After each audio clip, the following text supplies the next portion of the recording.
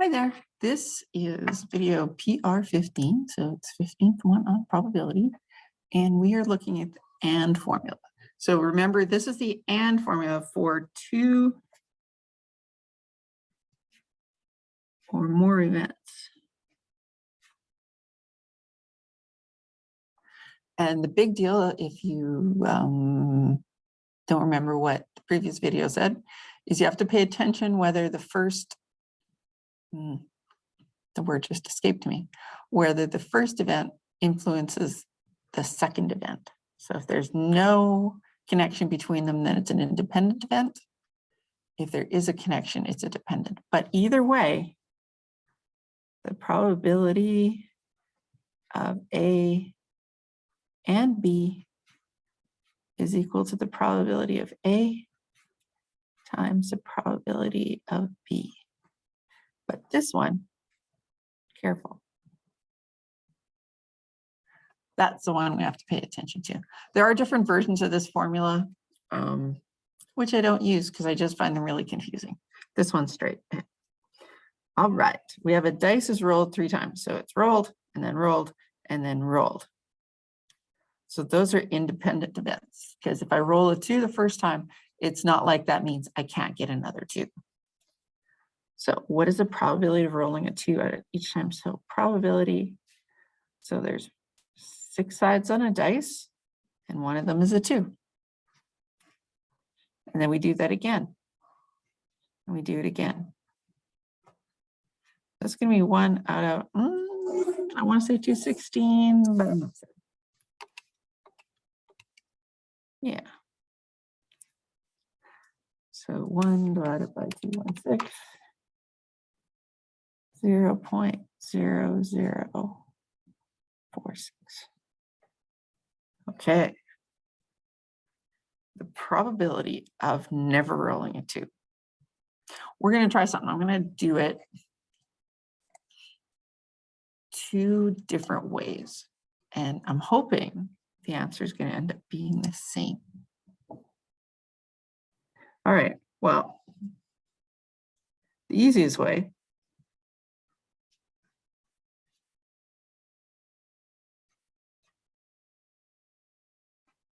because there, I guess I should explain rather than just writing answers here. 6 sides on a die. Out of the numbers, there's 5 of them that aren't 2s. So that's going to give me 125 over 216.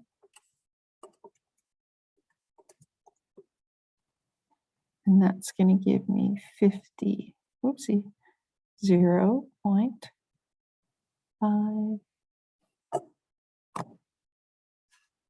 Get that out of the glare. 5, 7, 8. So we're going to go 5, 8. All right. I'm changing my mind. I was thinking that these were complementary events, but they're not. Remember, complementary events are things that kind of make up the whole. So rolling a 2 every time, never rolling a 2. But what I forgot about was, what if you roll 1, 2, or 2 2s? So these 2 aren't completely complementary events, so we're done. Oh. Okay. Speaking of the next question, what is the probability of rolling at least 1 2? There's your hint. Well, this, no 2s.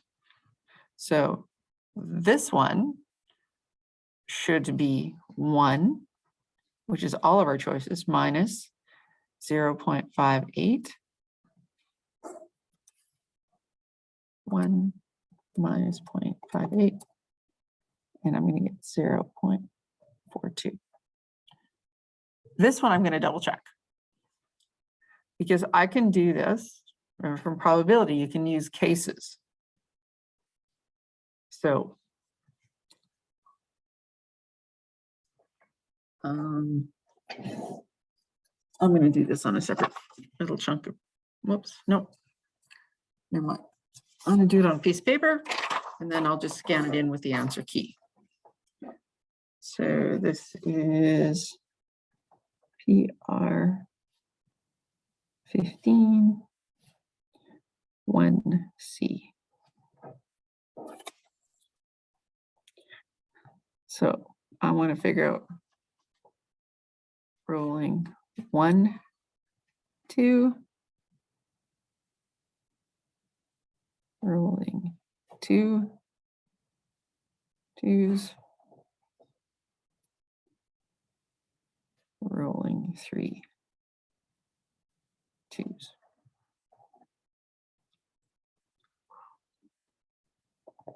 And if I do this right, my final answer should match the one that I did here super fast as a compliment. I don't always remember when I can get away with it. So let's just double check. So 1 out of 6 times 5 out of 6. So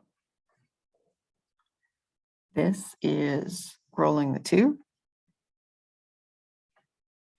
And these guys are not 2s. And then we would go 1/6 times 1/6. Those are my 2s. And the 5/6 would be the not 2. And then 1/6 and 1/6 and 1/6. All right. So this is going to give me 25 out of 216. This is going to give me 5 out of 216. And this one's going to give me 1 out of, oopsies, 216. So 25 plus 5 plus 1. I don't think that worked. All right. So that's 0.4, oopsies, 14. Oh, sorry. Didn't realize that was out of whack for you. Well, I'm not wrong, and I don't want to redo the video. Part of me actually does want to just stop and start over, but this is now bugging me. And I think the part I'm missing is this is if I roll it the first time. It's going to be 25 out of 216. But I could also roll it the second time or the third time. So this is my magic. We're going to try this. We're going to multiply this by 3. Okay. Now, rolling 2 2s. It's kind of the same idea, but I'm going to change my thinking because I don't really want to start pulling out permutations and combinations right now. And say, well, this is showing me I got the not 2 at the end, but it could have been here and it could have been here.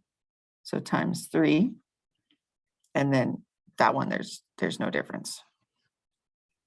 So we get rid of that. Excuse me. This is going to give me 75 over 216. And this is going to give me 15 over 216. And this is going to give me 1 over 216. All right, if this doesn't work out, then I'm just going to redo the video. Oopsies. 75 plus 15 plus 1. No, right? 75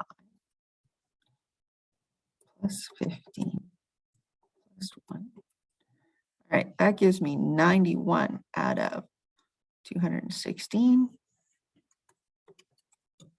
Yes. 0.42. Okay, so same answer as I got over here, but man, if you can remember to do the complement, so much simpler, because I would have got it wrong until I realized my answer wasn't working. I was just gonna stick with my original answer. Okay, so there you go. Oh, Now we got to do odds. Okay, missed a word.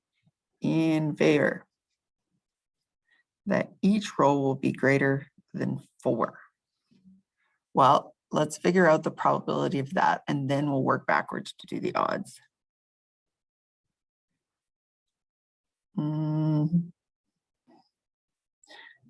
Having this moment of where am I going to write this? 1, 2, 3, 4, 5, 6. All right, I want greater than 4. So that's going to be those two. So it's going to be 2 out of 6. And remember, we're still rolling at 3 times.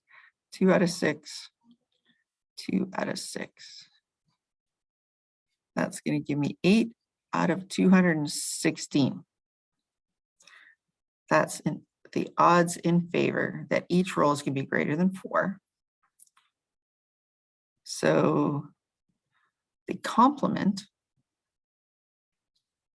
right, is when that doesn't happen. So if 8 times out of 216 it does, 16 times 208 over 216. So that these, I can't believe I needed my calculator to do that. This one and this one are going to add up to 1. So now we want the odds in favor. So that's going to be how many times it does happen? 8 to 208. So happening in favor, against, and I have a feeling 208. Divide both of these by 8, we get 1 to 26. Always remember, for full marks, you need to reduce it down. Okay, next one. A computer company knows that in a box of 100 chips, 3 will be defective. Ruby will draw 2 chips at random from the box. She will not replace the first chip before she draws the second. What is the probability that both chips are defective? Okay, it depends.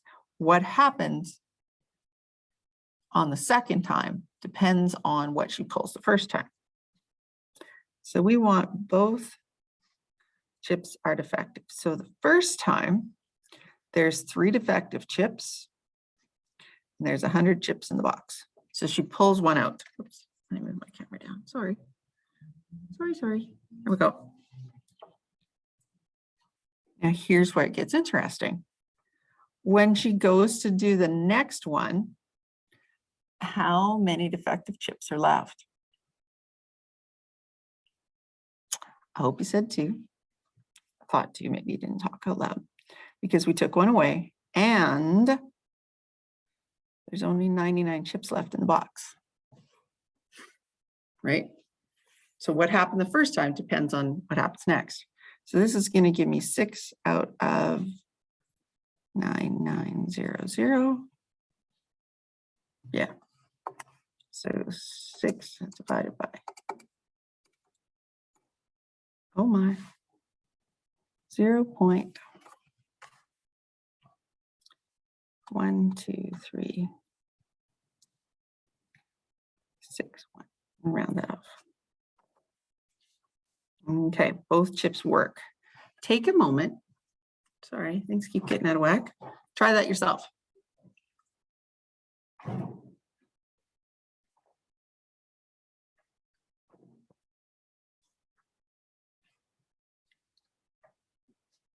So when we start, there's 100 chips in the box. 3 of them are defective, which means there's 97 that are still good. Now Ruby pulls it out. So now there's 99 chips left. And she took out one of the good ones. So there's 96.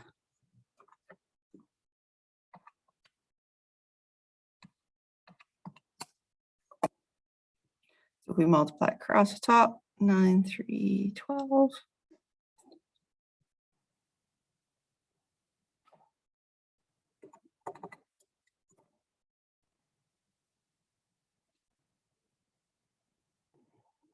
And that makes sense. You think with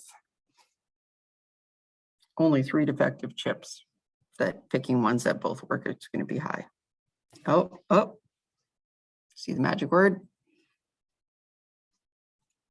I call it magic because sometimes I really think it's just annoying. All right, at least one of the chips is defective. Well, that is the complement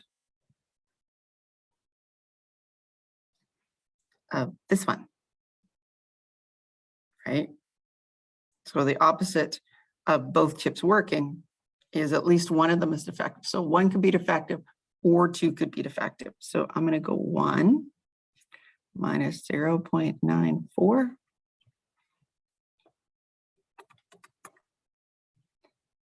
.06.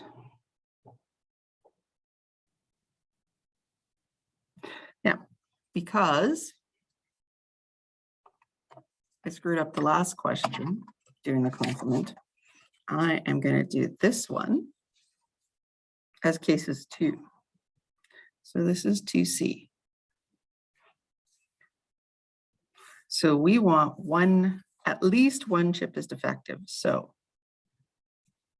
we can calculate 1 chip defective or 2 chips.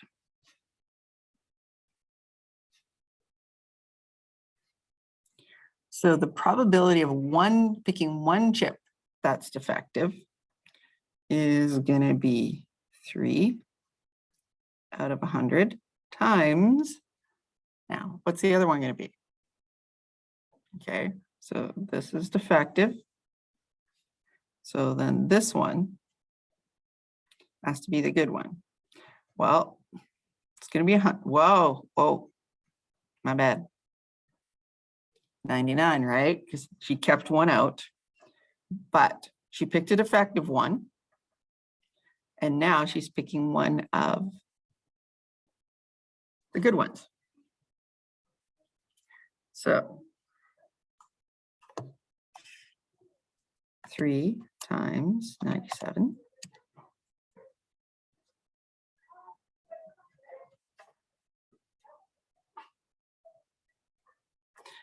And I learned my lesson. I'm going to multiply it by 2 because she could have just as likely picked a good one and then hit the defective.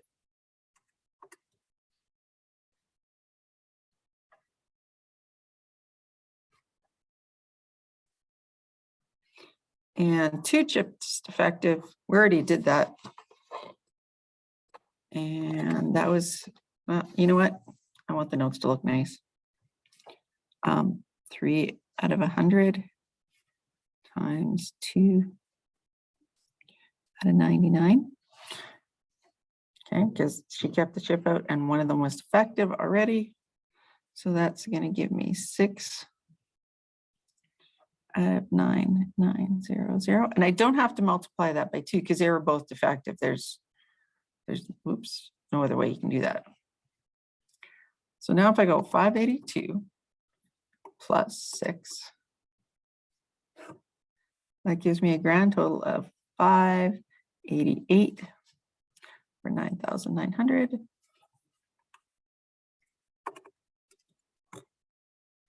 And I get 0.059, so 0.06, which is ta-da, what I got as the complement. So it's up to you. If you have a lot of time when you write your test, or you want to impress me, maybe get some bonus marks, you could try that out at doing it both ways. All right. 3 cards are drawn from a standard deck. What is the probability that all the cards are aces if the cards are replaced each time?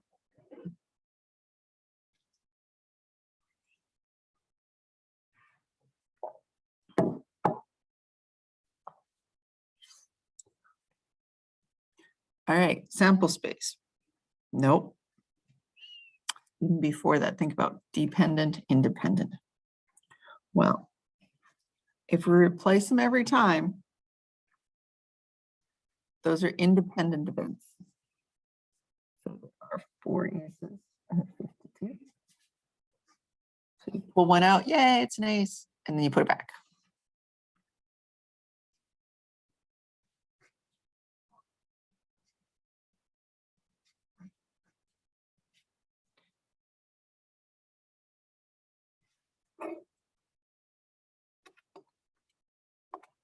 That's right.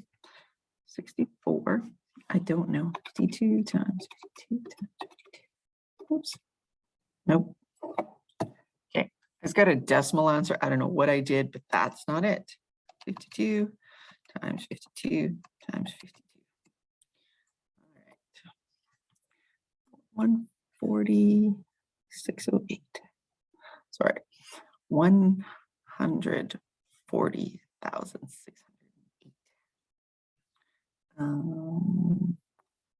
So 64 divided by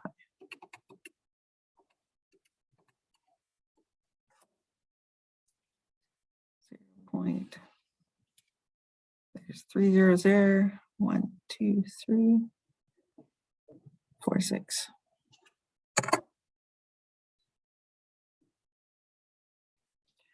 Cards are not replaced each time. So not replacing, that's going to be dependent. So I got to pay attention to my sample space and maybe the event, maybe the top number 2, but I know for sure my sample space is going to change. 52 and then 51 and then 50, right? Because I'm pulling a card out every time. I started with 4 cards and then I pulled out an ace. How many of the aces are left? Excellent. 3 and 2.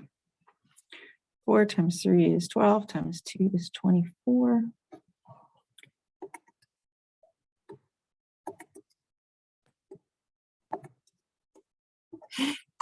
So my bottom number, my denominator is different now too. 132. So 24, 132. 0.2.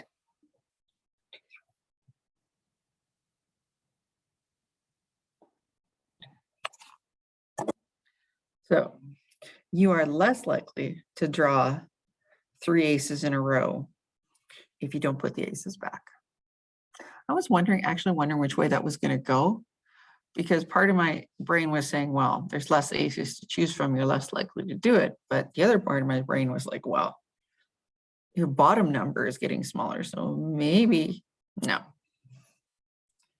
This is the best choice, more likely to do it.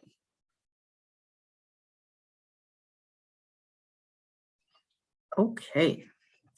Shy has 4 toonies, 3 loonies, and 5 quarters in her pocket.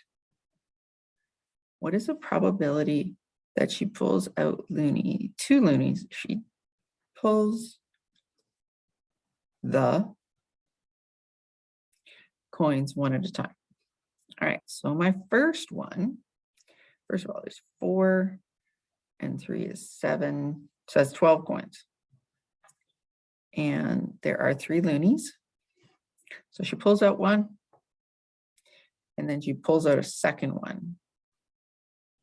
So that means there's going to be 2 loonies left and 11. So it's going to be 6 out of 132.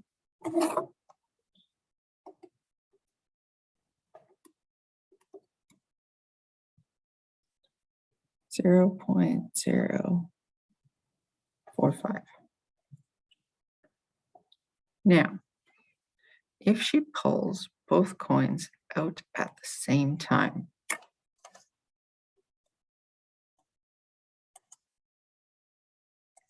all right, I don't know if you caught that I stopped the video for a second there. I actually wanted to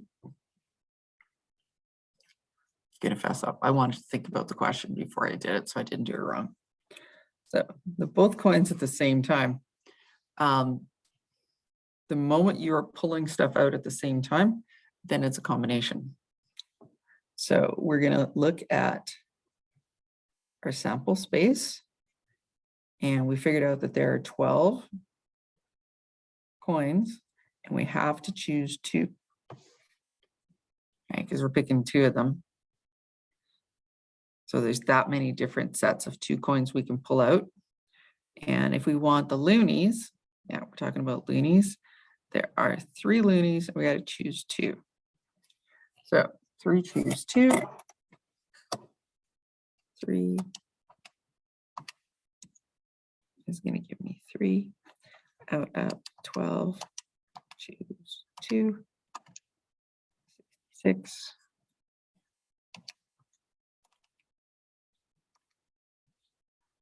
0.0.